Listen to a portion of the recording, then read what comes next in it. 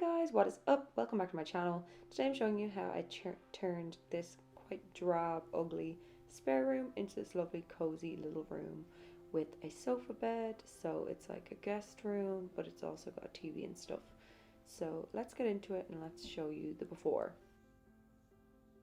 Much like the other rooms in the house that I've shown you before, this room hadn't been painted in years. There was hideous carpet that had been there for like 13 or 16 years or something. Just want to introduce you to MJ. This is actually MJ's room, so she lives in here, so I wanted to make sure it was really cozy for her.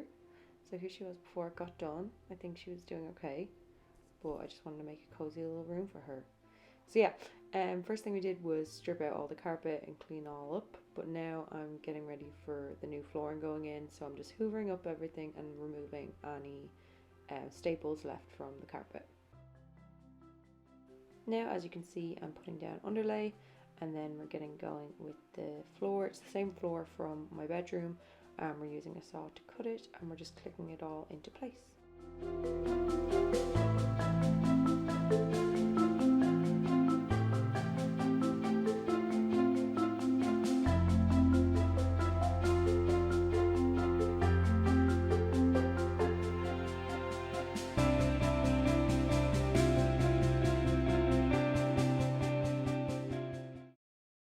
Okay, so this is, I've just put a small piece here perpendicular with the floor to where it joins the wall here, and we'll leave a little gap there of the 8-10 mil that we're using.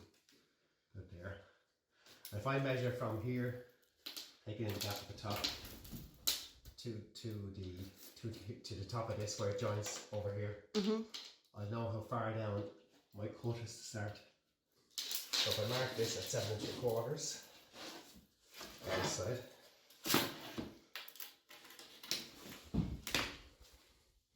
seven 3/4. So if I join this to this here,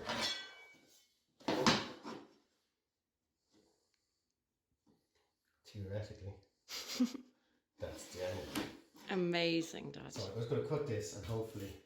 And we'll come back. Moment of truth. Moment of truth. Will it fit or will it? Is Great it if it didn't, wouldn't it? just a spoofer or?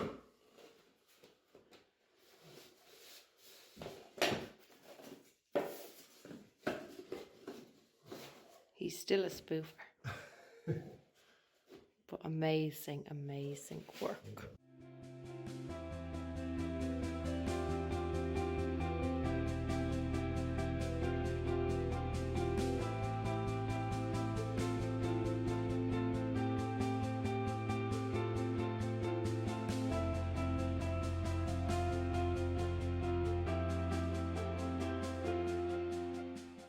Once the floor was done, we picked up this sofa bed from Easy Living Interiors.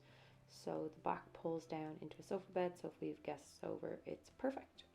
So next up, I have already prepped all of the woodwork, so I washed it all down, sanded it, all that jazz, and check out my furniture preparation video for all details of preparing woodwork. But yeah, here I'm going in with a dark primer because the doors and the wardrobe doors are going to be dark. So I'm using a dark grey oil-based primer because the paint that was originally on the door was oil-based, and I figured I'd just use the same paint onto the wardrobe.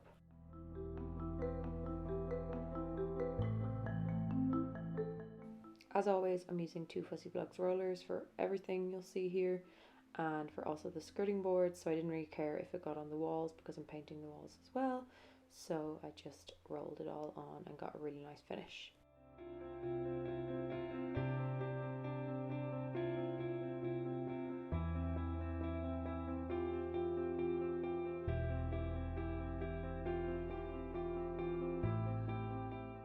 So these are some of the textures I was trying out in this room, and I ended up really liking the greens, so I went for green in here.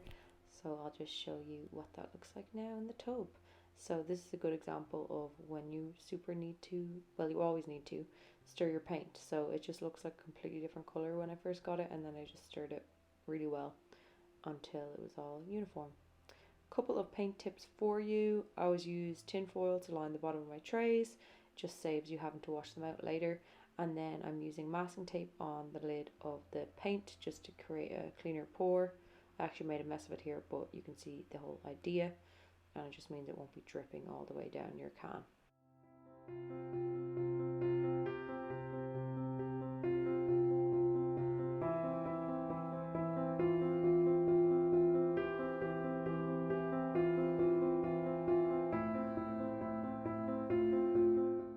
When it comes to painting laminate wardrobes, I have a blog post on this. I'll link that below. It's really handy.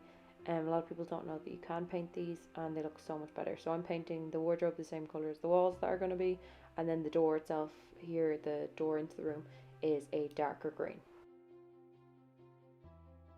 Again, these colours are from Crown and this was a paid partnership. I wasn't obliged to do this YouTube video, so make of that what you will. And the colours are Time for Change and Aloe there, both from the House and Home magazine mood boards collection. Again, I'm using a roller for the skirting boards and I'm not worrying about the wall because I'll cut that in later with the wall paint. When painting radiators, same advice I'd always give, is just make sure it's super clean, make sure it's primed correctly with the correct primer. Make sure when you're doing all of this that the radiators are very, very cold, that they haven't been on, and turn off the heat so that they don't turn on and all your paint blisters and goes wrong. So yeah, radiators are actually quite easy to do, especially with a high pile roller like the Two Fussy Blokes rollers. So next I'm using the larger rollers from Two Fussy Blokes to roll the walls. My butt looks really funny because I have it zoomed out, so it's in like a wide angle lens or whatever, so everything is like bulbous. So anyways, so here I am rolling the walls. I also rolled the ceiling, but I didn't film any of that because boring. Yeah, I kept the ceiling white.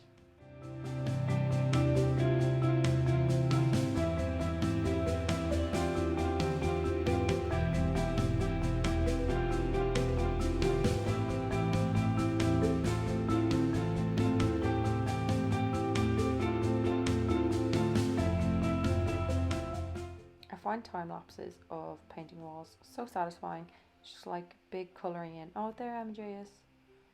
Watch how she's just completely engrossed in my painting.